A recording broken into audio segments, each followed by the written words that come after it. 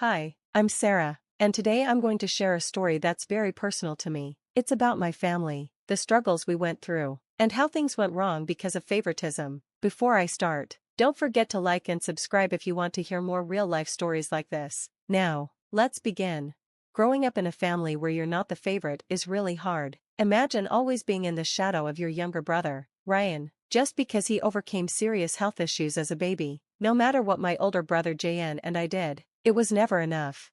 My mom would always ask, "Sarah, can you help Ryan with his homework again?" It didn't matter if I had my own work to do, Ryan's needs were always more important. At dinner, the conversation was always about Ryan. "Did you hear? Ryan got the lead role in the school play," my dad would brag, as if Jon and I hadn't achieved anything ourselves. Our successes were usually met with a simple, "That's nice," or a distracted nod. Jon was always quiet, but over the years, I could see the frustration building up inside him. Things really hit a breaking point when we were in college. We both went to the same university, which should have been a time for us to be closer, but instead, Ryan caused more problems. One evening, I found Ryan in the living room, looking guilty as he quickly closed some tabs on the computer. "What are you doing on Jon's laptop?" I asked. "Just borrowing some notes," Ryan muttered, but his smirk told me something else was going on. A few days later, Jon was in a panic. "I can't find my final project. It's like it disappeared from my laptop," he said, his voice full of fear and anger. After some searching, we found out that Ryan had deleted Jon's entire semester's work. "Why would you do that?" I confronted Ryan later. "Come on, Sarah, it's just a bit of sibling rivalry. Besides, Jon's always been too good at everything. He needed to be knocked down a bit," Ryan said casually, as if he hadn't just destroyed Jon's hard work. That was the last straw for Jon. "I can't take it anymore," he told me one evening as he packed up his things. "I'm tired of always being second best in my own family because of him." And with that, Jon moved out. He cut off most of his ties with our family, leaving without looking back. It wasn't just about the project. It was years of feeling ignored and unappreciated, all coming to a head with that one act of betrayal by Ryan. As Jon drove away that night, I knew things would never be the same. I stood in the driveway, watching the taillights disappear into the distance. I knew then that things would never be the same. Our family was broken, and deep down, I feared it was beyond repair. That's where I'll pause the story for now. There's a lot more drama to unfold. Thanks for listening, and don't forget to subscribe for more updates. Next time, I'll talk about how Jon managed to rebuild his life and the new challenges he faced. Stick around, it's going to be quite the journey. After Jon left our family home, he didn't just survive, he thrived. His journey of building a new life, far from the toxic environment of our family, eventually led him to Emily, a woman whose strength and understanding matched his own. Today, I'll dive into that chapter of his life, revealing how he found happiness and love amid the chaos. "Are you sure about this place?" Emily asked as they toured a potential venue for their wedding. The sun set perfectly behind the hills, casting a golden glow that seemed to mark the beginning of a new chapter. "Absolutely, Emily, it's perfect, just like us. It's far away from everything, and everyone, that made life difficult," Jon replied, his eyes focused on the venue but also on a future free of past hurts and resentments. As they planned their wedding, the topic of family naturally came up. "Jon, I know it's tough, but are you sure we shouldn't invite Ryan? Maybe it's time to mend things," Emily suggested gently one evening, her voice soft as she tried to tread carefully on the sensitive topic. Jon paused, his voice heavy with the weight of the past. "I've tried, Emily, but Ryan hasn't changed. Remember last Christmas when I tried to reach out? All he did was brag about his new car, like everything's a competition." "Yeah, I remember. He could barely say congratulations on our engagement without turning the conversation to his promotion at work," Emily said, her frustration showing. "Okay, no Ryan, but what about your parents? I want them there. Despite everything, they're still my parents. But if they choose Ryan over coming to our wedding, that's on them," Jon said, his decision firm but with a touch of sadness. The wedding day arrived, a beautiful ceremony set against the backdrop of the hills they had fallen in love with. I was there, watching as Jon and Emily exchanged vows, a testament to their strength and love. The absence of our parents, who chose to stay with Ryan, lingered in the air, but it didn't ruin the happiness of the day. At the reception, amidst the laughter and music, Emily leaned over to Jon and whispered, "I know today is bittersweet without your parents here, but remember, we are our own family now, and Sarah is here, right? JN smiled, squeezing Emily's hand. You're right. Sarah being here means the world to me. It shows who really supports us, who truly cares. Later that night, as we danced under the string lights, JN came over to me. Thanks for being here, Sarah. It means more than you know. I wouldn't miss it for the world, JN. Seeing you this happy is all I could ask for, I replied, feeling both joy for him and a pang of sadness for the family members who weren't present. As the night drew to a close, JN and Emily stood together, looking out at the guests, people who were part of their chosen family. They had built a circle of love and support, far from the judgment and competition of our family home. JN's story of finding love and creating a new life is a reminder of how much strength it takes to choose happiness over sticking with what's familiar. Tune in next time as I reveal more about the twists and turns our family went through, and how JN continued to face challenges, especially at the annual family dinner. At that dinner, the air was thick with tension, like a pot about to boil over. We were seated in a grand dining room where every plate and piece of silverware seemed to echo the unresolved conflicts of our past. JN and Emily entered, bracing themselves for the usual drama that clung to our family gatherings like an unwelcome shadow. As the evening wore on, Ryan made his entrance, wearing a smug smile as he introduced his wife, Lisa. Lisa had once been romantically involved with JN, making the situation even more uncomfortable. Looks like I got the better end of the deal, huh? Ryan joked loudly, nudging JN in a way that felt more like provocation than brotherly banter. His comment about stealing JN's ex-girlfriend hung in the air, each word a deliberate poke at old wounds. Emily's face flushed with anger as she watched Ryan smirk. She turned to him, her voice steady but laced with the frustration that had been building all night. Really, Ryan? Is this how you show your maturity? Bragging about things that aren't even true? It's pathetic. Ryan laughed, a hollow sound that did nothing to calm the tension. Emily, relax. I was just joking. You married folks take everything too seriously. That's not a joke, Ryan, Emily shot back, now standing, her chair scraping loudly against the floor. It's a cheap jab in front of everyone. JN ended that relationship for reasons you clearly don't respect. As Emily's voice rose, the rest of the family shifted uncomfortably in their seats, the weight of the moment hanging heavy in the air. The sound of silverware clinking stopped for a moment as our mother tried to calm things down. Her voice was soft, though you could hear her bias. Emily, dear, let's not make a scene. Ryan didn't mean anything by it. But Emily wasn't having it. No, I think it's time we talk about the elephant in the room. Ryan has always been spoiled, and it's time someone called him out. His entitlement, and you too, she pointed to our parents, have let him get away with it. The room went silent. You could feel the tension in the air. JN reached for Emily's hand, silently showing his support. Ryan, you've spent your whole life trying to compete with me. For what? To prove you're better? You're not. You're just willing to step on others to get what you want, JN said firmly. Ryan's face turned red, his usual arrogance fading. You think you're so perfect, JN? Just because you moved out, you think you can judge me? You left us. I left a toxic environment that you love, Ryan, JN replied. And I'm better off for it. The dinner ended quickly. The festive mood was gone, replaced by a heavy silence as JN and Emily walked out. The rest of the family sat in shock, left to think about the hard truths that had been spoken. The confrontation wasn't just about words. It was about deep-rooted issues that could no longer be ignored. What was supposed to be a happy family dinner had turned into a battleground where long-hidden resentments came to light. It wasn't about a simple comment or an old girlfriend anymore, it was about years of unfairness and hurt that had finally reached the breaking point. The fallout from the dinner came fast. Word of Emily's passionate defense of JN spread among our relatives, and the rift in the family grew deeper. The next morning, JN got messages from cousins, all shocked and supportive of him. Just saw the video. Can't believe it took this long for someone to put Ryan in his place, one cousin texted, with a mix of surprise and relief. Another cousin called, frustrated.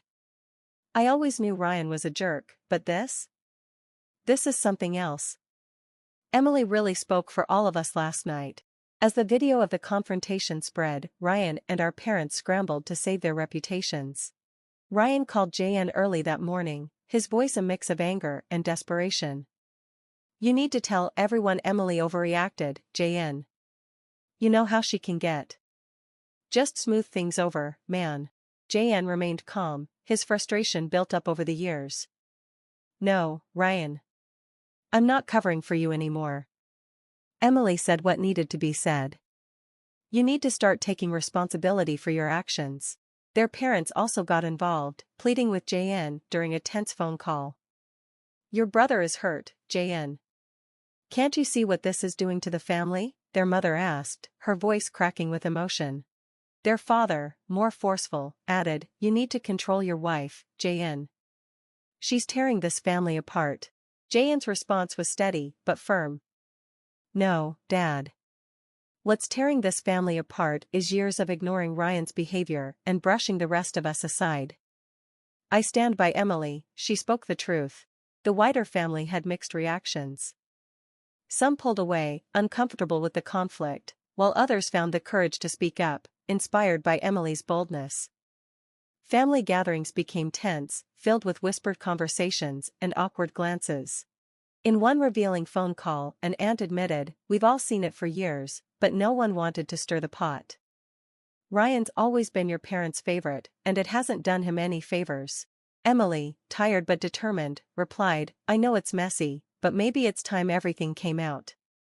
We can't heal as a family if we keep pretending these problems don't exist."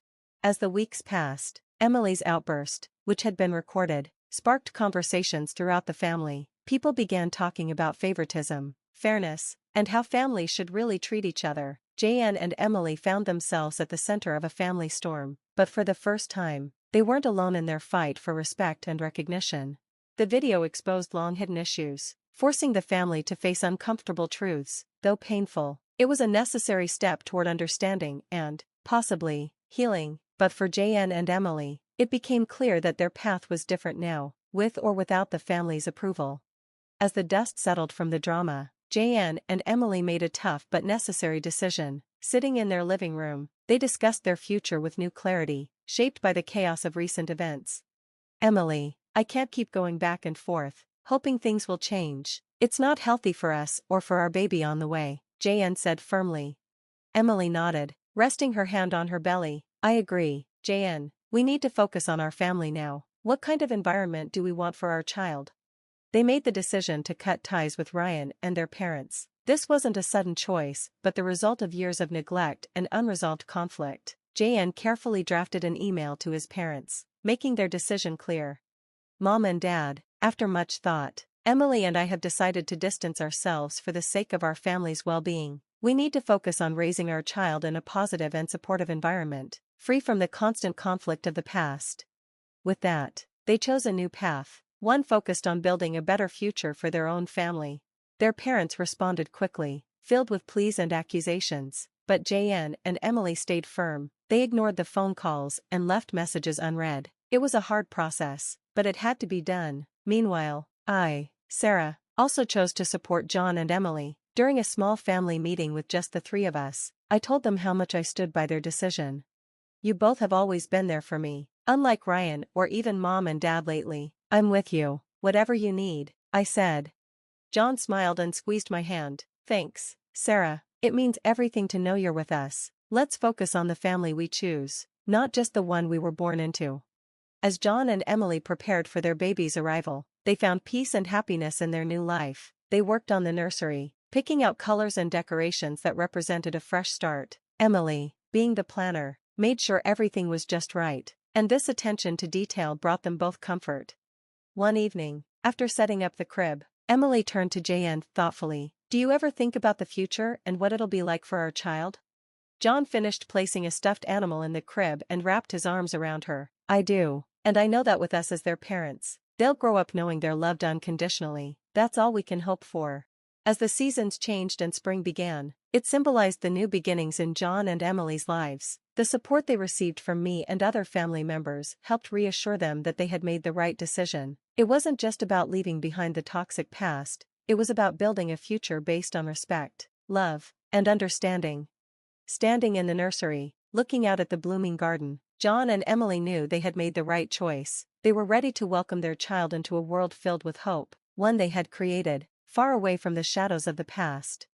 That's the end of the story. Now, I'd love to hear your thoughts. Do you think Jon and Emily were right to cut ties with their family, or could they have handled it differently? Share your opinions in the comments below. If you liked this story and want to hear more, don't forget to like the video and subscribe to our channel. Your support helps us bring more stories like this to life. Alright, everyone's presentations are done. Nick, the manager, said as he tried to move the discussion forward. Excuse me, I haven't. I recently found out something. Nick interrupted me and began to speak.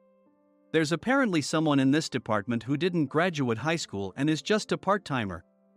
Meetings should be for employees only. Absolutely right.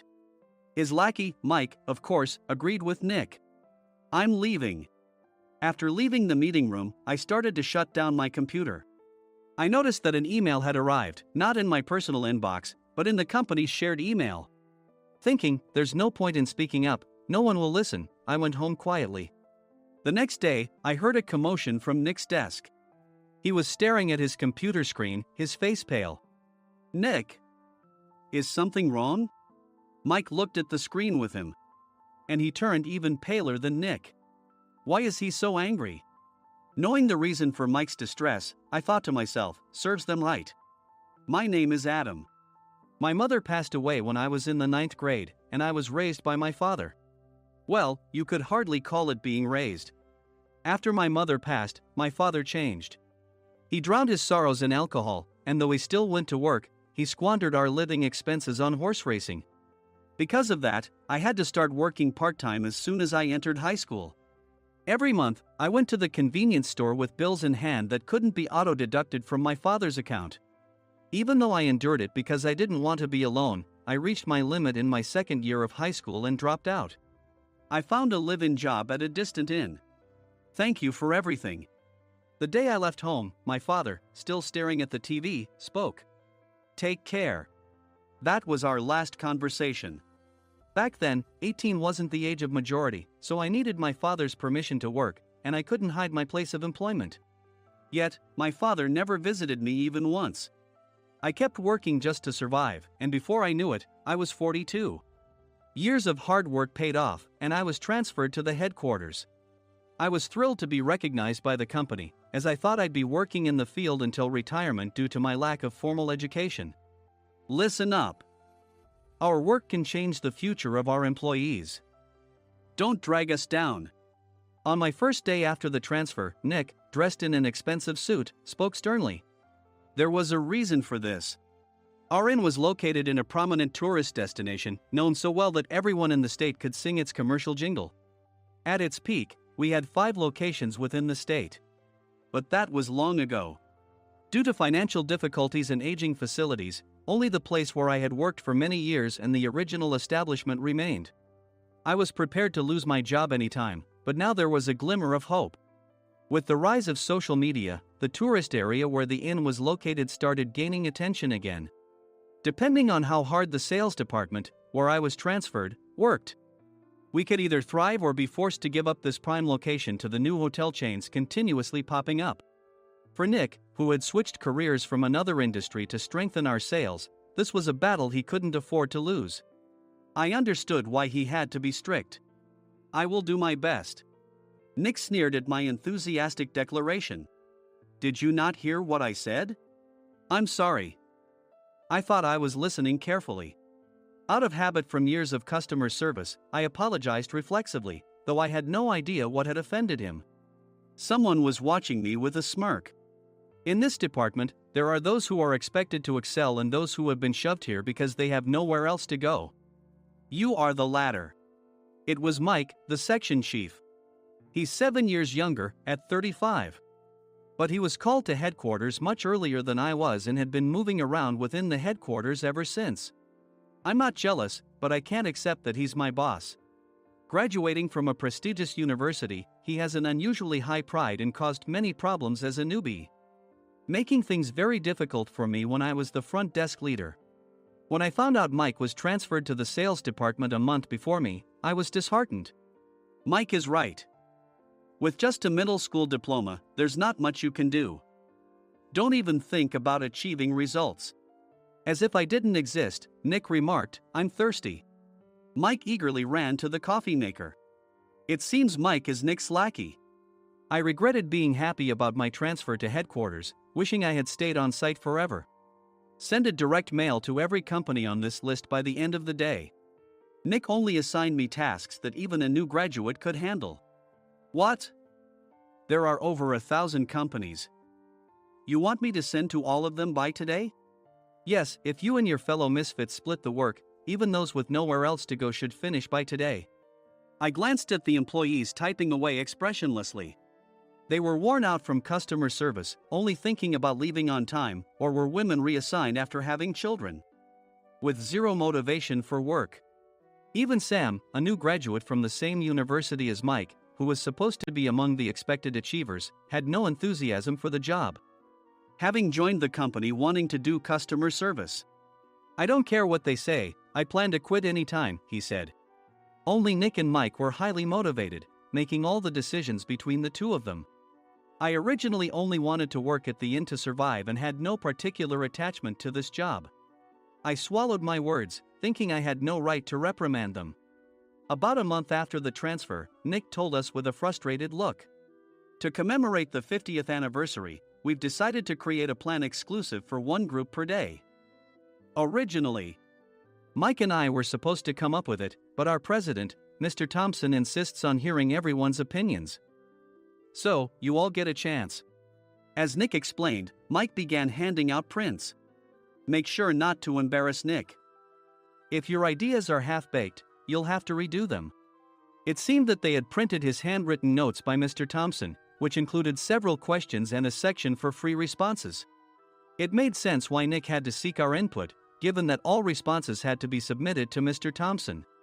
We were given a week to think about it, and a meeting was scheduled to compile our ideas.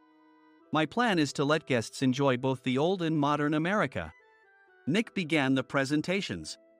Guests would watch a master confectioner at a nearby traditional sweet shop make sweets in front of them.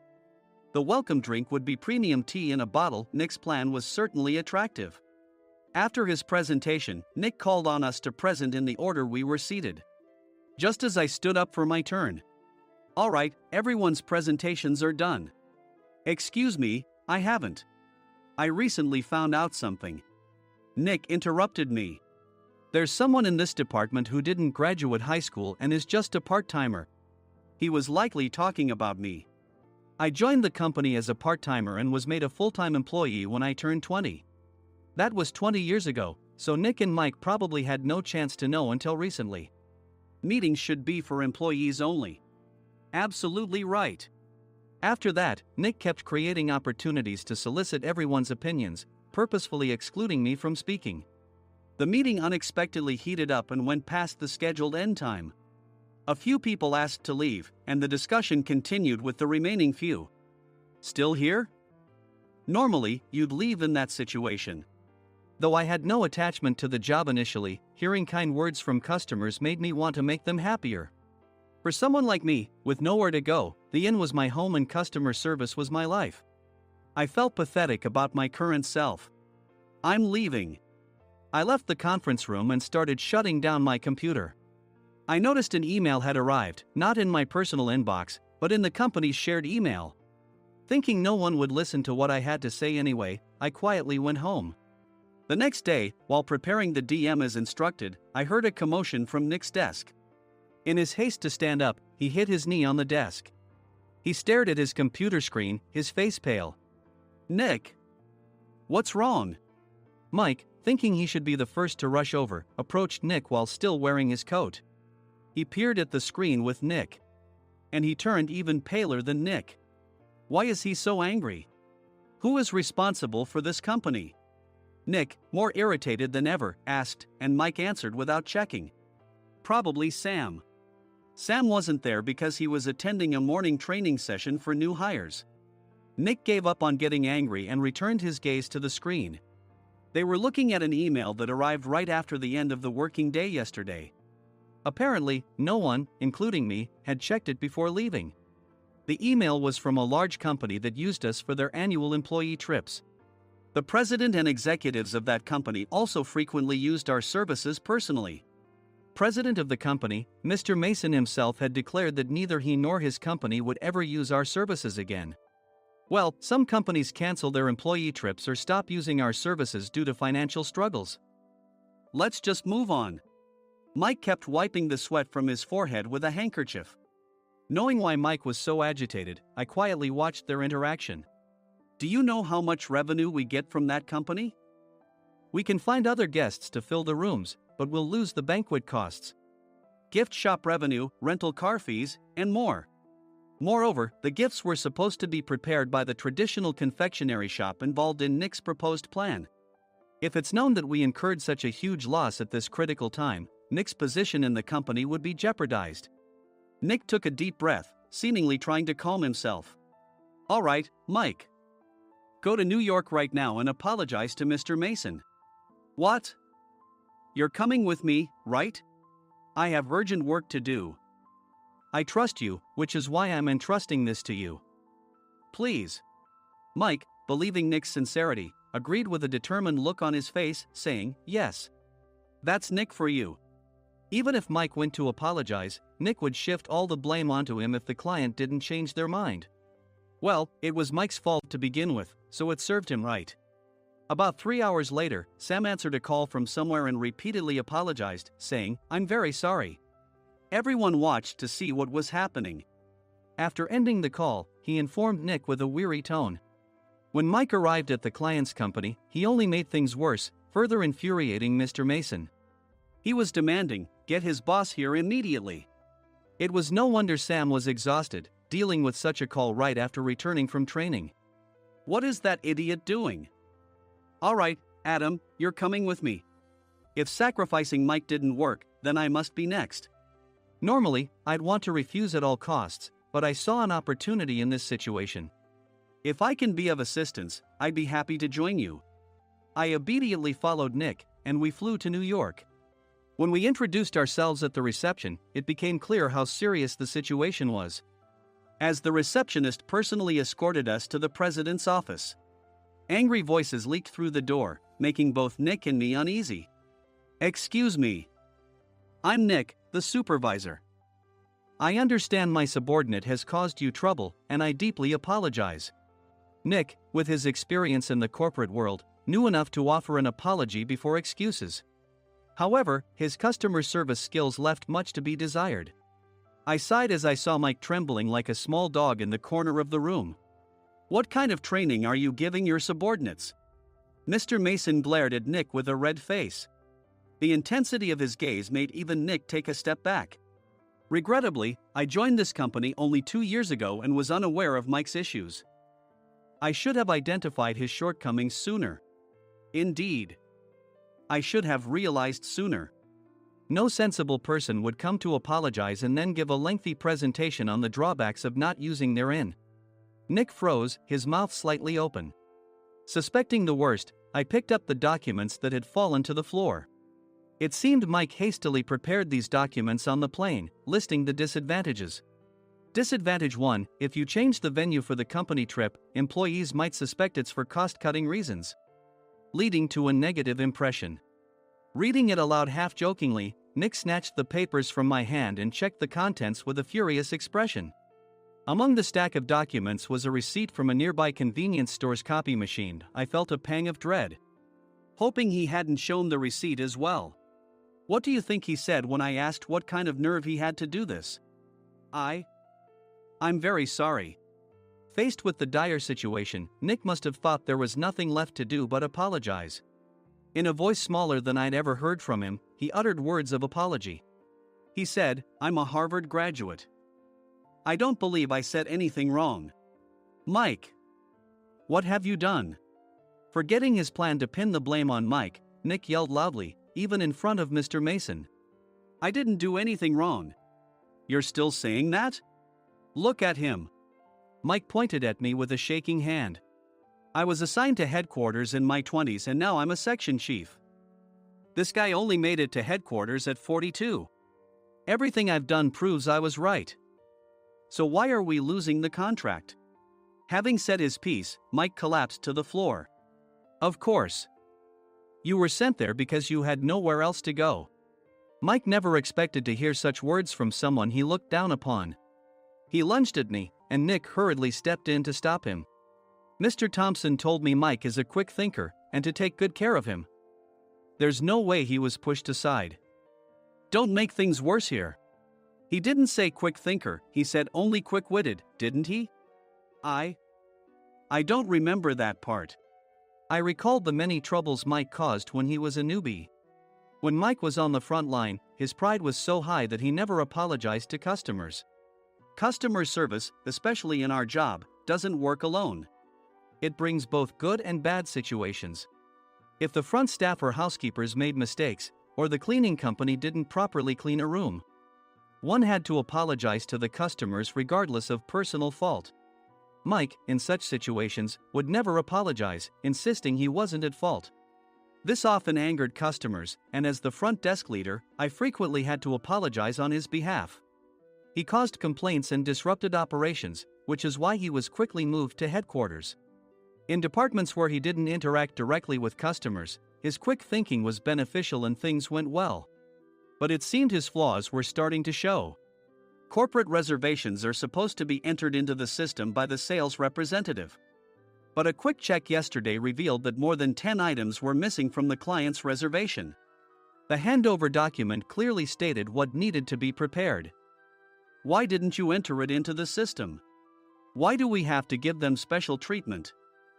Filling rooms near the banquet hall, setting up all the food in advance. Specifying the brand of wine, they're too demanding. No wonder he always angered customers, I thought, feeling a headache coming on.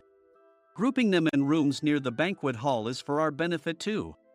It makes it easier for the staff to set up beds and serve breakfast since everyone's schedule is synchronized.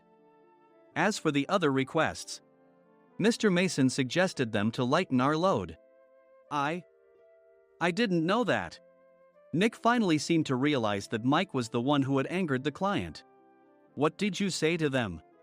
I just told them we wouldn't give them special treatment anymore. We shouldn't waste effort on things that don't bring in money. I was utterly exasperated at his lack of understanding of customer service. Of course, we shouldn't comply with unreasonable demands.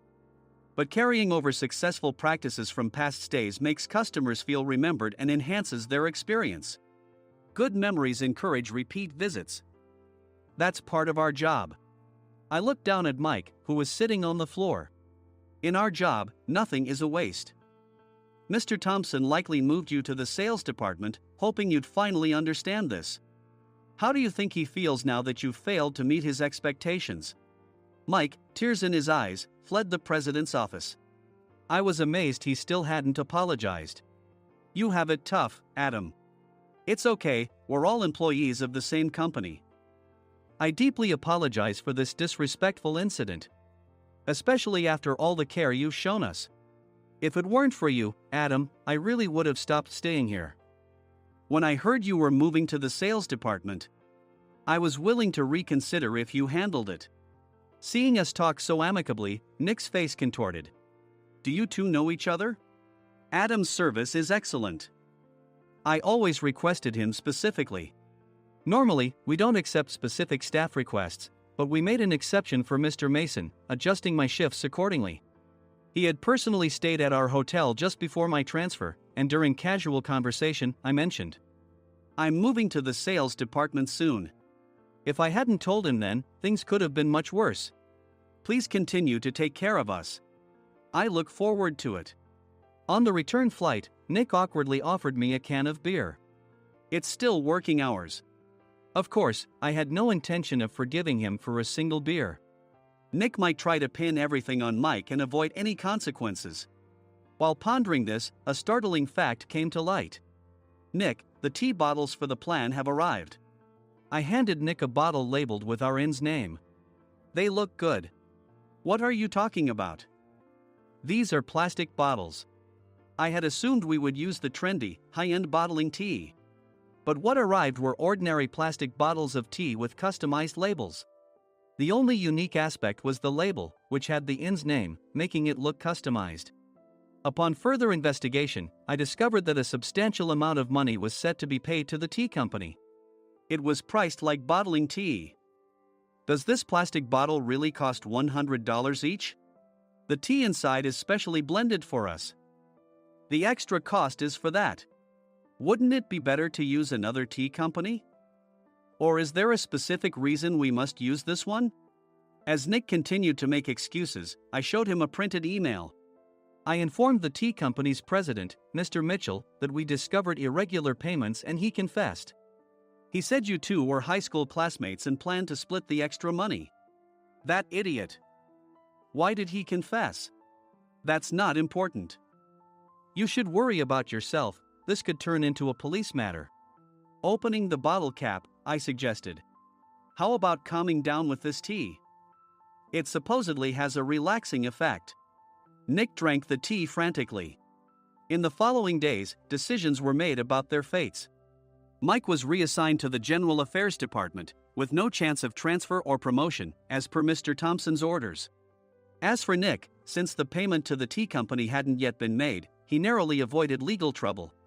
Instead, he was encouraged to leave the company, and to avoid further complications, Nick submitted his resignation. Rumor has it that connections between HR departments have made it difficult for him to find new employment. Even though it was good to have those two gone, something unexpected happened in the sales department.